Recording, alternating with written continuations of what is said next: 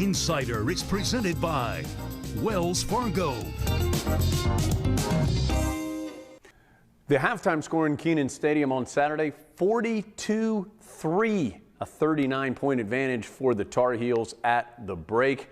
And time to get to some second half highlights when the Tar Heels had emptied the bench and played reserves for a large majority of that 30 minutes. But before we do that, wanted to let you hear some comments from Coach Brown, his thoughts on his team's performance in the first half.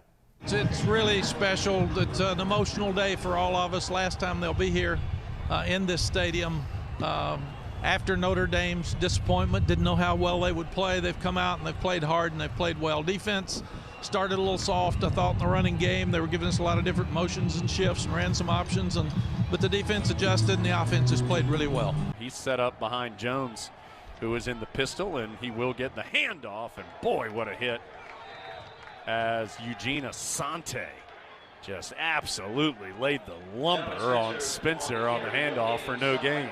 Right now it's third down. Western Carolina going to keep it on the ground, and they get some positive yards inside the 10, but not enough for the first down. Paxton Robertson had a 40-yard field goal in the first half. The snap is low, and it's just a scramble drill for the Catamounts. They end up throwing it into the end zone, but incomplete. Tristan Sins, the holder, had to scoop up the low snap and just tried to get the best he could out of it. This will be 4th and 3 from midfield. And Jones, play action, rolling out to the near side. Going to try down the field and almost intercepted as Jones overshot his attempted receiver. Heels up 42-3. Criswell will empty out the backfield. He's going to pitch it down the field. Boy, rockets it to Morales, who brings it in between the hash marks inside the 15, and there's that arm strength again. That was not a real big window. There were a couple Western defenders in the area trying to get in the end zone with some reserves here. Western crowding the line of scrimmage. Snap a little low. Criswell picks it up, hands to DJ Jones. Jones to the 5, spun down at the 1. The freshman almost hitting the end zone for the first time. He gets 12 out of it as it is.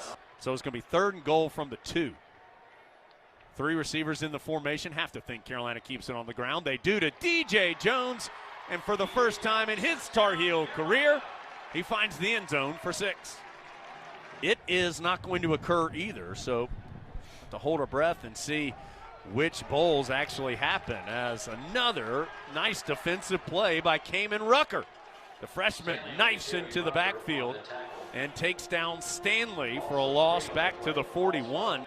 From the very start, Carolina dominates Western Carolina today.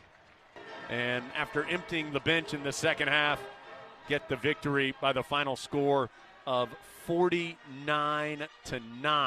For the first time in my 32 years as a head coach, I didn't start the first offense to start the second half. I've always done that to start the third quarter, and today I just thought we were far enough ahead.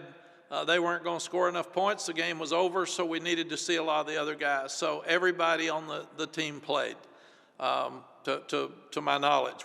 We tried to get everybody on the field to make sure that this was a special day for not only the seniors, but everybody else that was involved. So after the game in the dressing room, I told the guys that last year you won 7 games, and at this point you still had to win another game to try to get to a bowl game, because we weren't even bowl eligible till our last game. So now with 2 games left, you've already won 7, so we're making progress. You handled this game the way we expected to and wanted to, and let a lot of young people get opportunities to play. And then at the same time, you've got a huge challenge again with another top 10 team next week